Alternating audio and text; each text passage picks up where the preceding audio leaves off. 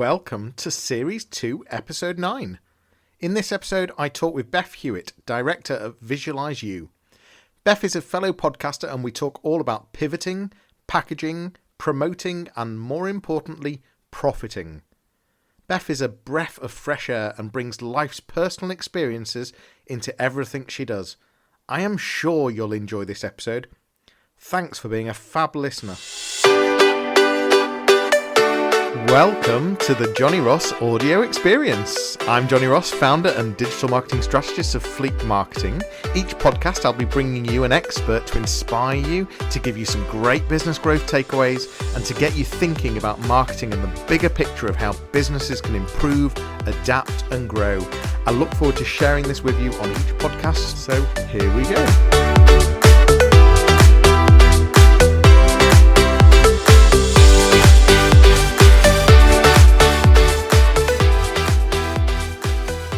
Hi and welcome to another live Q&A. I'm Johnny Ross from Fleek Marketing. Today we've got Beth Hewitt, which I'm really excited to have with me. Hi, from everybody. Visualise You. You all right, Beth? I'm good, thank you. Thank you for having me on the show. Really excited to be here today.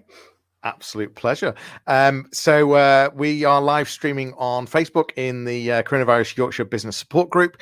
We're also on YouTube and on LinkedIn Live. So feel free to add a comment, add a question. If you've got something you want to ask Beth, please do ask. And if you're watching this back on replay, please put hashtag replay. It helps me understand who's watching and how you're watching this. Beth, you should be an expert at this. You're now a qualified podcaster. You've got quite a few under your wings. So this is quite normal for you. Well, no, because this is video. So normally, podcasting, it's just the audio. So I would like to get to the point where I'm doing videos and audio at the same time. That's my aspiration. But yes, enjoying the podcasting at the minute. Does podcast allow you to hide then? Well, I do all of my podcasts. Well, it doesn't. I do all my podcasts on Zoom because I like to be able to see the person that I'm interviewing. I think you bounce off the body language and things like that. So I do actually have all of the videos from the podcasts that I've done. I just haven't been brave enough yet to put them out there on YouTube. But maybe in the future, get a good editor to look at them and get them on YouTube as well. That makes sense. I want to go right back. We're going to come to Visualise You, and that's about pivoting and some other P words, I think, as well. But I want to go right back to how you've got to this. And I heard that you'd had 23 jobs over 27 years. In fact, at the age of 12, 13, you were sent out to work as a dishwasher. I don't want to steal your thunder here, but from what I can understand, you've worked in births, deaths and marriages, the Equalities Office, retail at Staples, carpet manufacturing, teaching A-level sociology, banking, chemicals, transport, accounts, wine and spirits. You've even been on the Midget Gems line, which I quite would like to have been there. I like the black ones. Events. I mean, the list is endless. Take us back. How did it feel getting chucked out of the house at the age of 12 to go and work in a pub? Well, to give my mum and dad credit, they didn't chuck me. It wasn't like I was going to the mill or anything, or they were shoving me up a chimney or anything. It was I just wanted to experience this idea of work and earn my own money. There was something in me that wanted to do that. So I got a job it was at the Star in Robertstown. You're probably not able to do it anymore. I'm sure there's an age limit on when you can actually work in pubs and things these days. But yeah, I just started out as a dishwashing pots and pans on a Saturday and Sunday. And I was really disillusioned because I wanted to be a waitress, but you had to be 16 to be a waitress. So I was 4 years too early to be a waitress. And I just immediately was like, this is rubbish. I really don't want to do this forevermore. But that was my kind of first insight into working and getting shouted at by adults because I wasn't quick enough washing the pots and pans. And that just kind of set me on this journey of looking for that thing what it is that I'm supposed to do. And so that's where it all started. I mean, you're also a huge believer in quitting if things don't feel right. I think you've lasted just several hours in some jobs and even 8 or 9 years in others. But you're a huge believer of quitting. And am I right that basically opens doors. Yeah. So, I mean, I think it's difficult, isn't it? I mean, I don't want people to get the idea that I just quit and go from one job to the other. There's been times when I've worked in multiple jobs at the same time, and there's been times when I've done like freelancing alongside kind of paid work employment as well. So there's been lots of different types of positions that I've been in. But if you get up in the morning and you look at yourself in the mirror and you genuinely are not excited about that thing that you're going to be doing today, then you need to get out of that position as soon as you can. And sometimes that's easier said than done, for all kinds of reasons. But it doesn't help your mindset. It doesn't help, your sanity to be doing something day in, day out that you genuinely do not love. And there's been times when that came very difficult. That was a very difficult thing for me to do. I was in one position for a long period of time, and I couldn't find a way out of it because I was getting paid a certain amount of money. I was at a certain point, I was in my late 20s, and I thought, am I going to be able to find the equivalent salary at the age that I'm at with the skills and experience that I've got to this point? And I kind of just got stuck. I got stuck in that position for a long, long time. And I just went on a downward spiral in terms of my mental health and spiraling into depression ultimately. So I learned the hard way that it's not a good thing to do. If somebody's listening to this and thinking, I just don't want to get up today and do this particular job, then there are ways for you to not do that and start to think about things differently and find, that perfect position or business, if that's what you want to do. Yeah, absolutely. I mean, but credit to you. You've had some seriously senior jobs, and you've been involved in all sorts of different things, from public sector to equalities, all sorts of different things.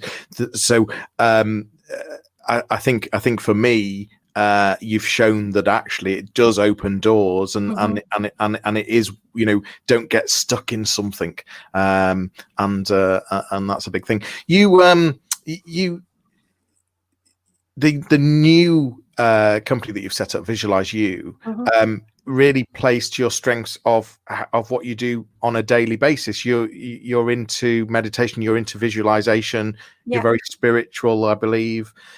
Just talk to us about how was that started at the age of 4? Is that right?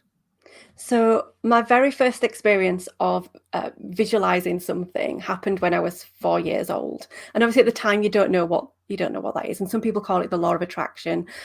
Some people call it like creative visualization. But I'd gone to the seaside with mum and dad. I think it was Bridlington, and there were like bouncy castles on the seafront. And I was like a small petite 4-year-old, and I'd go on them and I'd get knocked about by the older kids. I'd get bashed about, and it wasn't an enjoyable experience bouncing on this bouncy castle. So I'd said to my dad, I want to bounce on I was very clear, I want to bounce on a red bouncy castle all on my own. And I was very strong in that conviction that that's what I wanted to do. And he said, well, I'm not sure we're going to find, it was, very diplomatic. I'm not sure we'll find one just for you.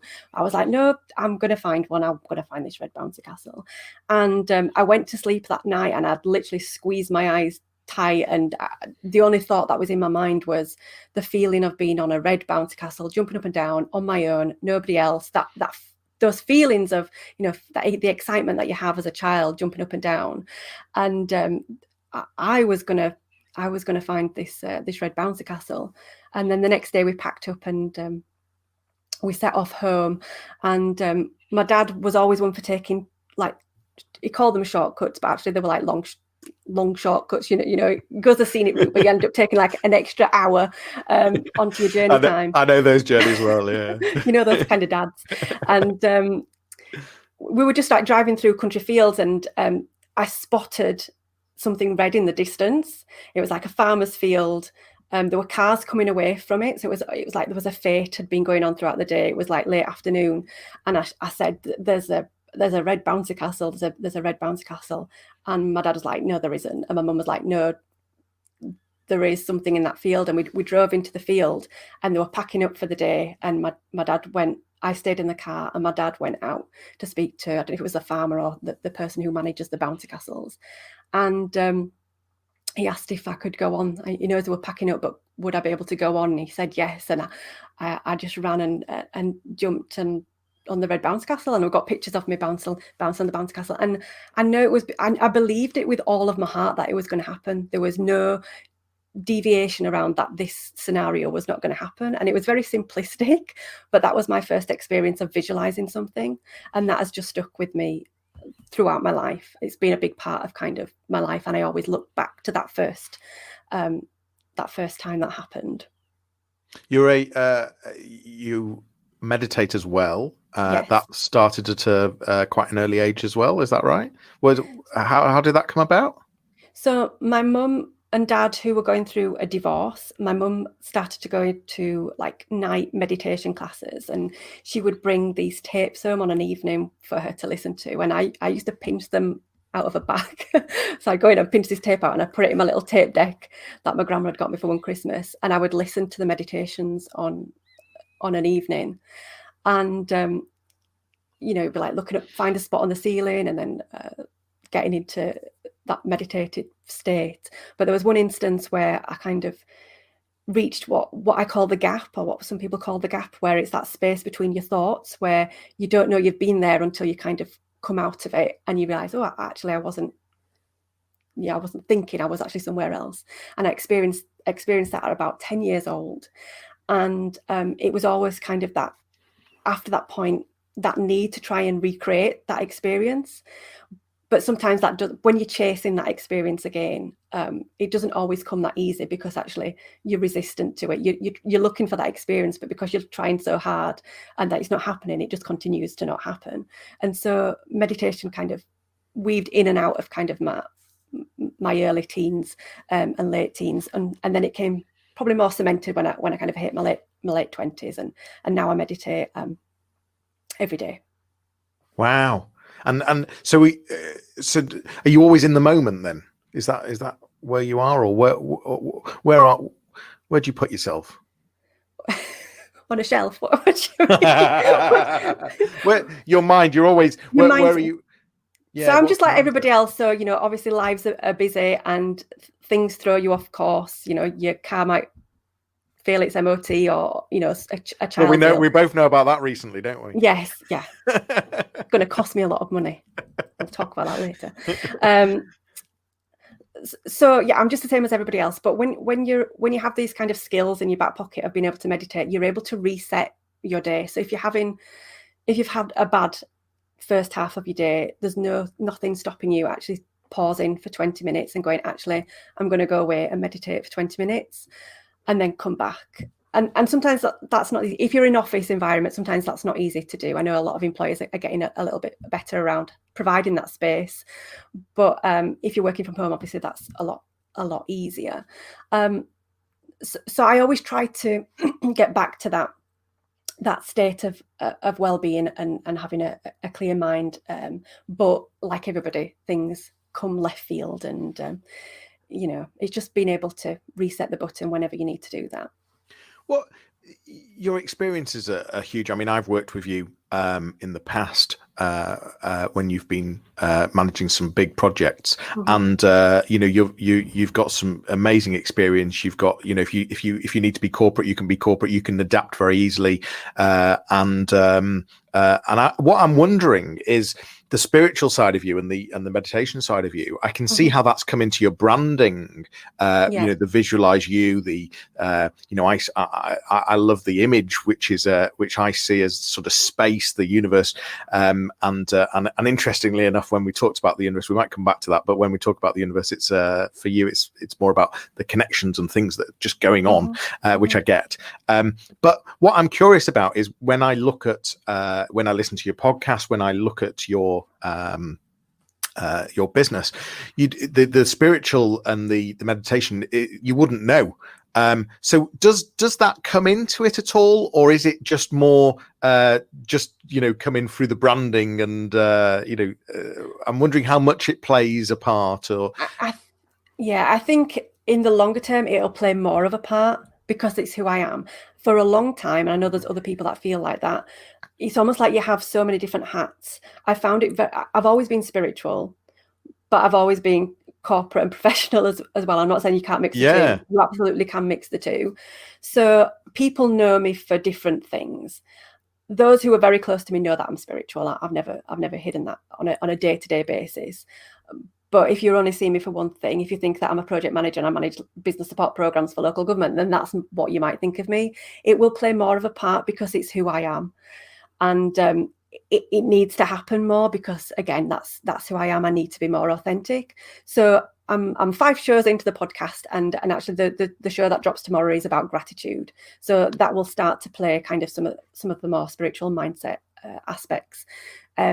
So it'll be a bit of a mixture, and I think you'll see that develop for me over the coming weeks, months, years, and however far ahead we go, because it's who I am, and I need to show that side of me as well. Yeah, and obviously it's helped you. It's what's got you to where you are, and all and all the experiences you've got. I assume is because you can connect with yourself so much. You talked about gratitude, the show that's dropping tomorrow. That you've got a course coming out, the Gratitude Challenge. Is that right? Can you tell me a bit more about that? So I'm not sure because there's lots of different challenges, and actually what I'm trying to create feels a little bit more than a challenge. It feels more like a gratitude journey. And the reason why I want to do this is that it's born out of kind of this year that we've all had, 2020. It's been incredibly difficult for lots of different reasons for lots of different people. And I really feel like we need to take stock of actually how far we've come, what we've achieved, what we can be grateful for, because we don't know what's coming in 2021. So I really kind of want to help people have a look back, almost like a closing ceremony in December of what we've achieved, what we've done, but then transition through to January with starting to create that intention of what's coming next and what we can do and how we can visualize that kind of new reality that we maybe want to create in 2021. And because we don't know what's going to happen, are we going to still be going in and out of lockdown, just to give people that toolkit of mindset and resilience, and just so it doesn't feel like we're going to get swept off our feet again if things need to change all of a sudden. So so that's coming December. I'm hoping to start that on the 1st of December. So brilliant. Yes.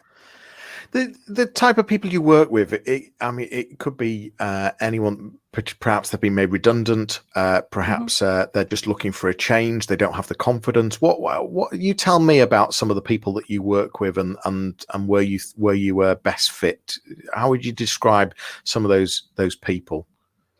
So it's been a range of different people. So I've had teachers, so people who are still in employment who want a better work-life balance.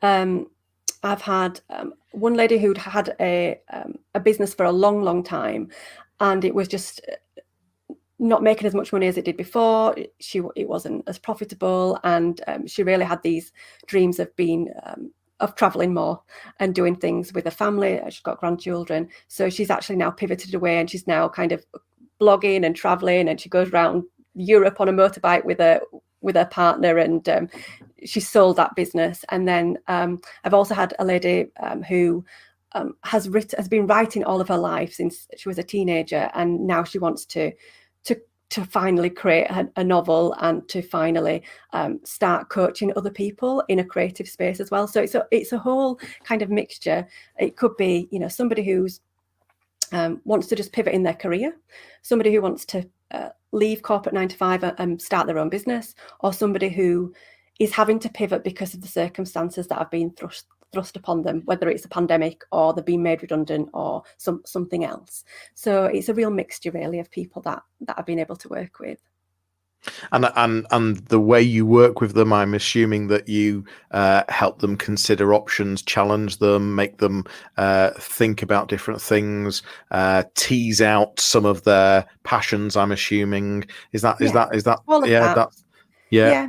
The answers are all within ourselves. So whenever I'm working with somebody, it's not me giving them the answers. Everybody has the answer within themselves. So it's just about asking the right questions in the right way and providing, the right tools and skills of how to do that.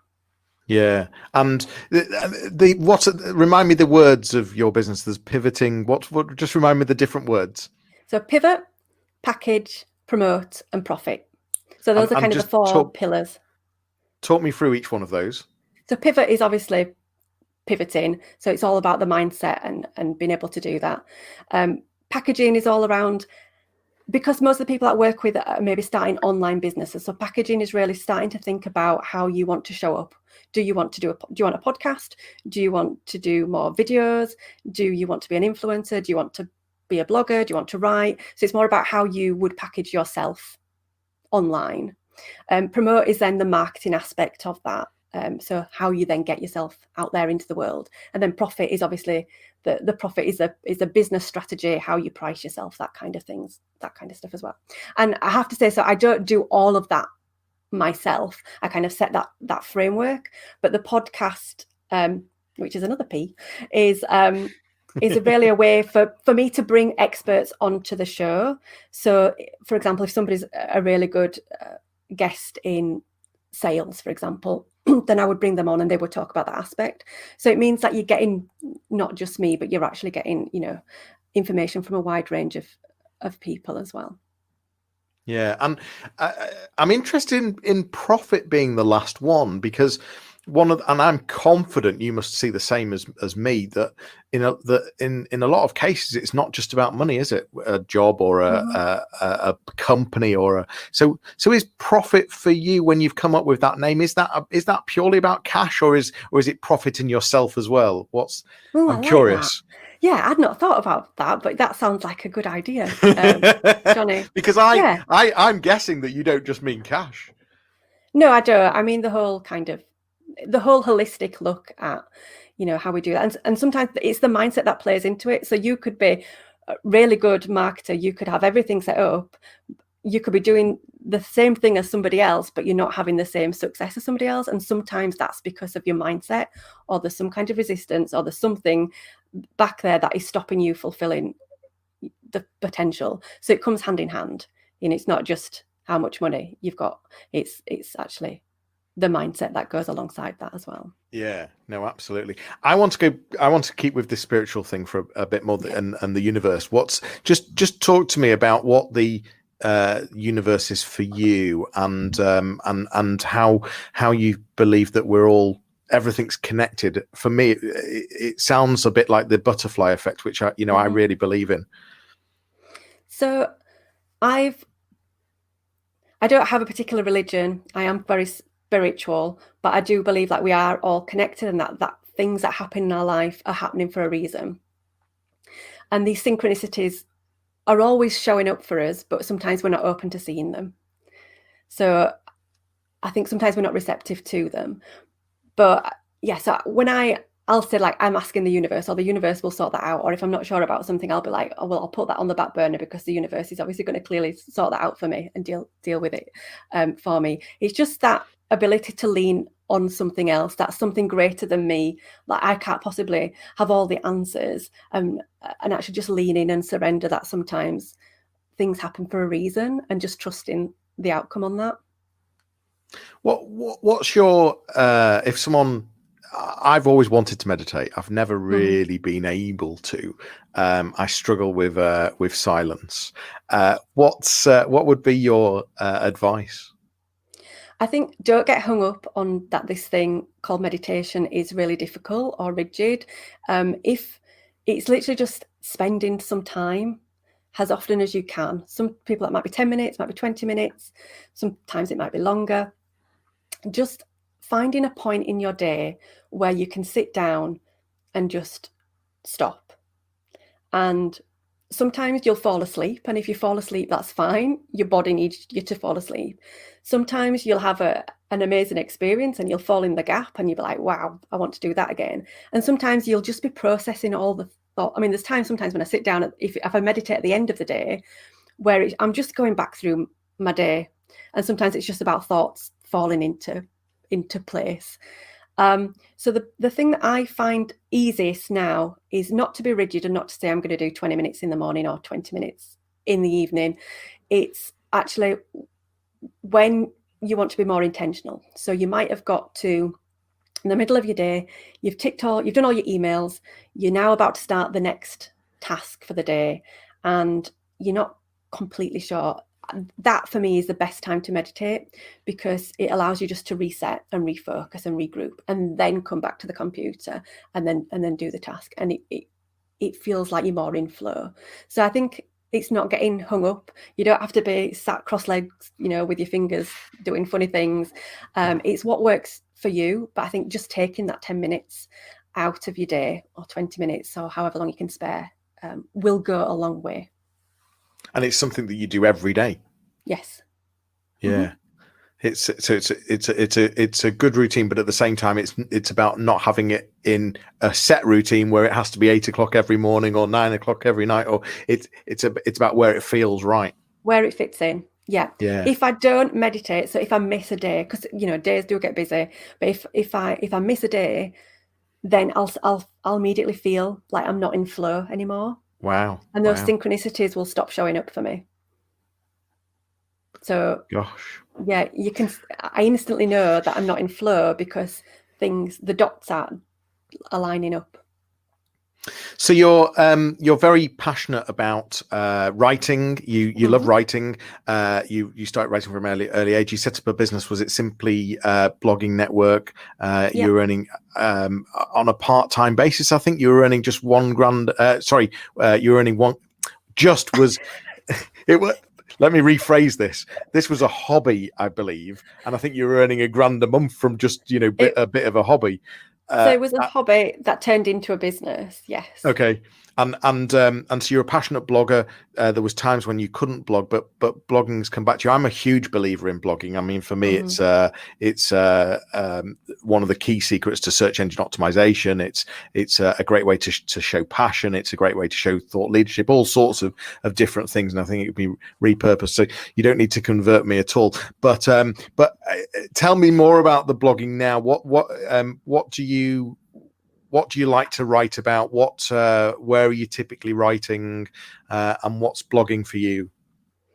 So it's always kind of spiritual and life lessons that I like to really write about, but I think I can be quite witty. It's difficult sometimes when you're trying to be deep, but also trying to be funny at the same time. So it's just really about me getting my personality out there a little bit more. But I like to tell stories. So I like, things like the Red Bouncy Castle. I like to talk about life experiences, but from a storytelling perspective, so people can relate to it. I write on my sites. I've got a website, BethHewitt.com, which is where my blog posts are, but then obviously VisualizeYou.com is kind of the podcast. And I write on Medium, which is another great platform where you can kind of network with other writers. So I think sometimes it's just about writing more. The more you write, the better you get at your craft. And actually, when you're networking with other writers, then you learn as well, just by reading other people's pieces of work as well. You've been on Medium for years, haven't you? I've been on there for years, but I've only been writing there until maybe about the last 6 months. Oh, okay. Sorry, I thought you used to write on it earlier. Yeah, I've got like 600 followers, but wow. So I joined in, I think, 2014, 15, didn't touch it, came back in 2020 and I'd got like 400 followers that had just followed me. That's how to do it. So if you're thinking about writing in like 5 years' time, you need to go on Medium now. And then when you come back in 5 years, you'll have like 500 followers. That's brilliant. I was like, wow. And then when I'm networking with other writers, they're like, how have you got like 600 followers? I'm like, well, what I did was I set it up 5 years ago and then came back. So Beth, Visualise You. You've started a podcast. Why a podcast? And tell me more about the thought process of how you got into that. I mean, how did you get into that? A lot of people think about a podcast and they think way too technical, wouldn't know where to start. Well, why podcast? So there's a number of different answers to this question. It depends how far you want to go back. So I went to see that. We'll do the long one. So I went to see a psychic back in 1999, and she said I would have a radio show, and I was like, no way. No, yeah, she did, and I was like, a radio show? I'm not going to be on the radio. Anyway, obviously, podcast probably wasn't in the psychic's mind back in 1999. So anyway, that's been at the back of her mind all this time. Oh wow. In about 2014, when I was stuck in a particular job that I couldn't get out of, I was having my appraisal, and my manager said, "What?" We were like setting objectives. He was like, "What do you want to do?" And I, out of nowhere, went, "I'm going to start a podcast." And he was like, "What?" He was like, "What? Why would you want to do that?" I was like, "I'm going to start a podcast." And he's like, "Really?" I'm like, "What's that got to do with your work?" And I'm like, "I don't know. I just really fancy starting a podcast." So it's been there. So that was 7 years ago. And then I don't know. It just felt like I'm not sure, to be honest with you. It's just been there. And I thought, actually, they're on the rise. People listen to them. I love listening to them. Maybe somebody might want to listen to me. Who knows? I just thought, let's give it a go.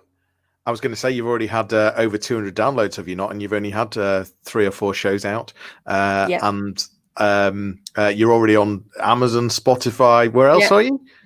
I'm on Amazon Music as of last week, Google Music, Spotify, Stitcher, all like Pocket Cast, all kind of apps that you have on your phone, and iTunes, obviously. Apple is the big one. So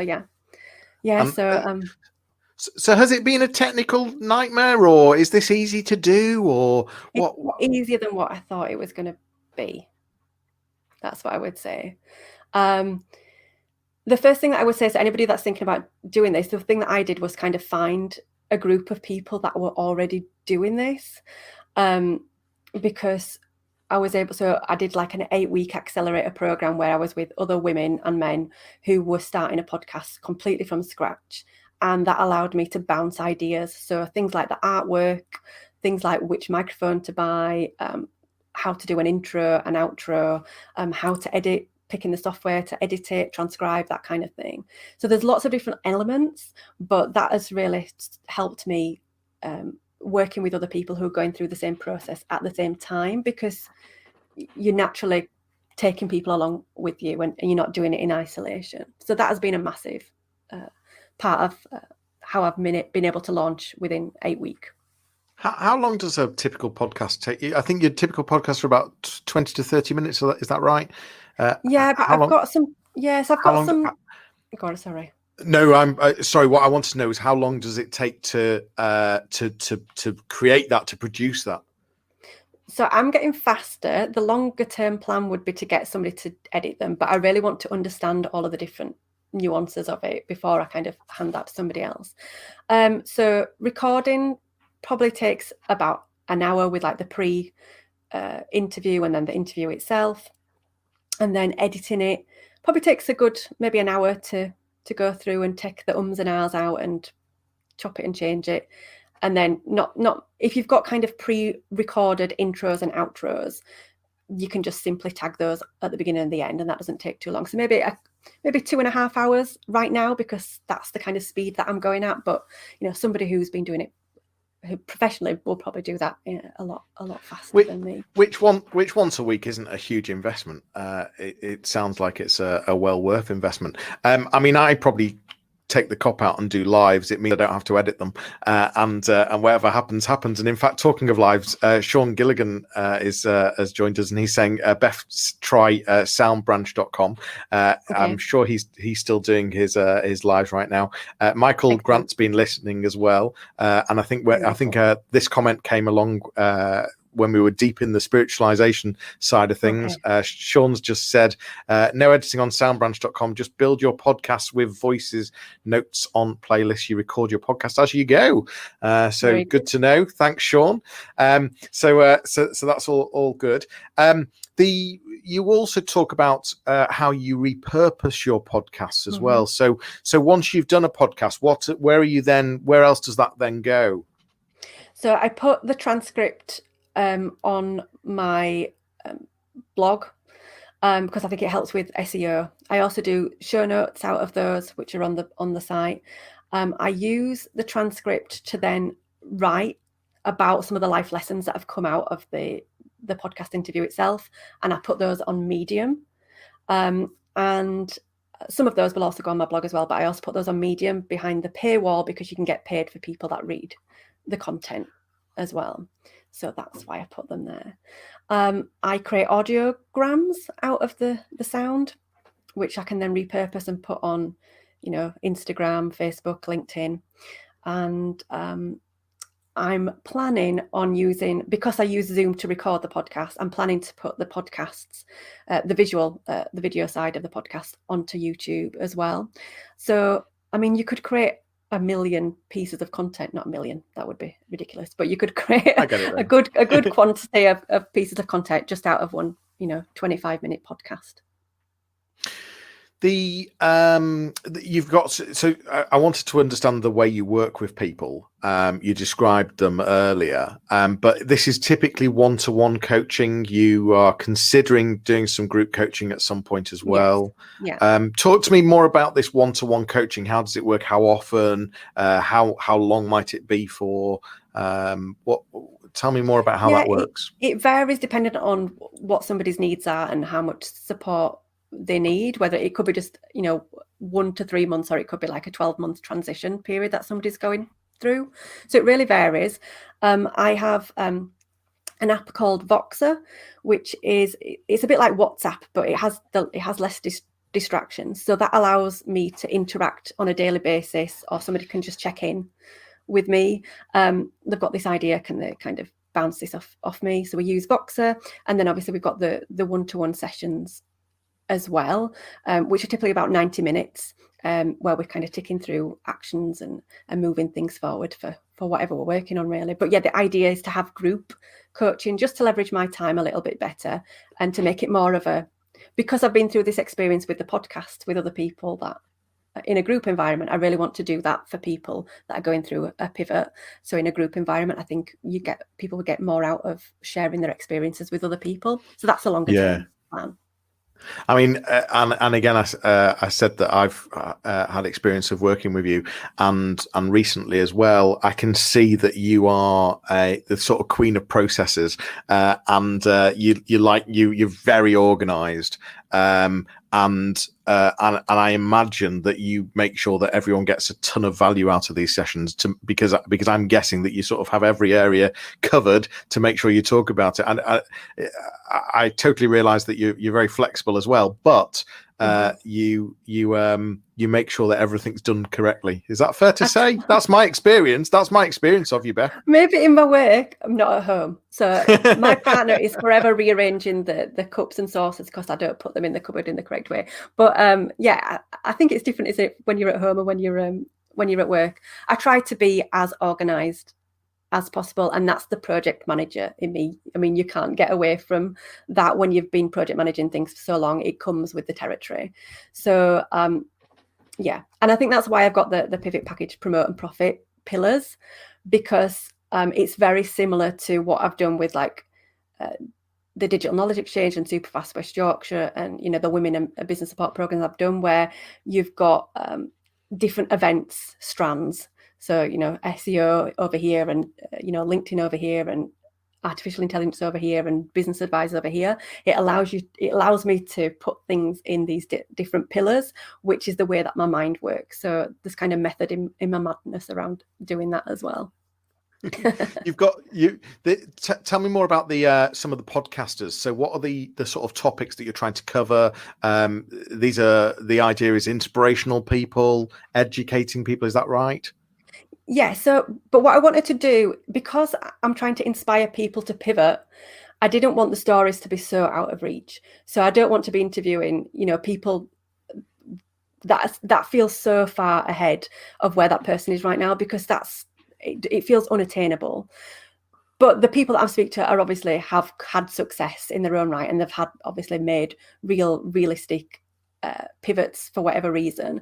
And those are the stories that I want to bring out, because I really feel that we all have skills and experience that we need to be shouting about. So one of the questions I ask all of the interviewees is about their superpower, which sounds a bit silly, but actually I don't think we're very good at selling ourselves sometimes. So I ask what their superpower is. What would you be the go-to girl or guy for? What would somebody come and talk to you about? What are you really good at? And it makes people think about that. So I've had an ex-model, an ex-26-year-old model who has recovered from an eating disorder, who wrote a book of poems that helped her through that period, which is now published and has got set up a business on the back of that. I've had a guy who was an accountant in the motor trade who has set up a jewellery business. He's now making 6 figures selling his jewellery online. I've had, who else have I had? I've had the wonderful Pascal Fintoni on, who we all know. We like him. Who's been talking about his experience.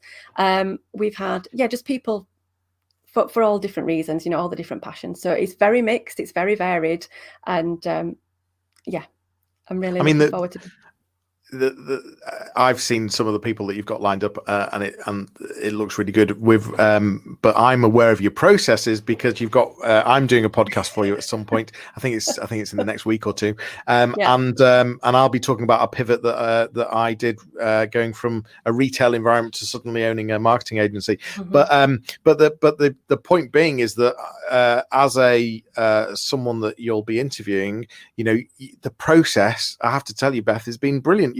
Everything's, I can totally see what's going to be happening. I've got instructions. It's all very clear. You've asked me questions, so I've got a good idea of what we're going to be talking about. It's it's a very clear path. And I know it was a totally different experience to you coming on this live with me. Oh, don't worry, I'm flexible, as we said. But it's great that you've got that, and I think we all need a bit of organisation as well, though. So Beth, Sean has just Jason Cook's enjoying this conversation as well, by the way. But what Sean said here, Beth, try watchandlearn.io. You can schedule live video sessions, or you can video messaging groups. I'll leave you to read that, but that's a comment right, on. to send me that afterwards. Thank you, Sean. Yeah. And thanks, Jason Cook, for watching and listening as well. That's very kind of you. If we do want to listen to your podcast. I've already listened to some, but for those that haven't yet, where do we find it? What website do we need to go to? Where do we find you if we want to talk to you, Beth? So you can listen to the podcast wherever you listen to podcasts, is what the first thing I would say. But if you want to find it on my site, it's visualiseyou.com. And you can also find me at BethHewitt.com if you're wanting to look at some of the coaching packages that I have. The coaching packages are always also on Visualise You, so you can find them at both those places. But yeah, I think those are the main places. And you're on LinkedIn and all the other normal channels. If we're looking on podcasts, we're just searching Visualise You. That's correct, isn't it? Yes. Brilliant. I've really enjoyed this. I have too. You so much. Good. And talking of synchronicities, it's 11:11, so there you go. Oh, thank you so much for being candid and for joining us today.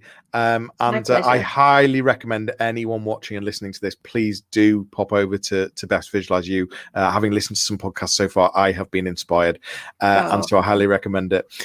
Hope to see you all soon. Thanks for watching. Beth, you've been a delight, and we will see you all soon. Thanks very much. Take care. Bye-bye. You've been listening to the Johnny Ross audio experience.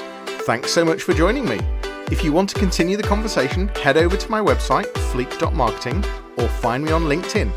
That's all for today. Please subscribe wherever you listen to podcasts, tag me in your social media posts, and please leave me a review on iTunes. It will make a huge difference for me. I will see you soon.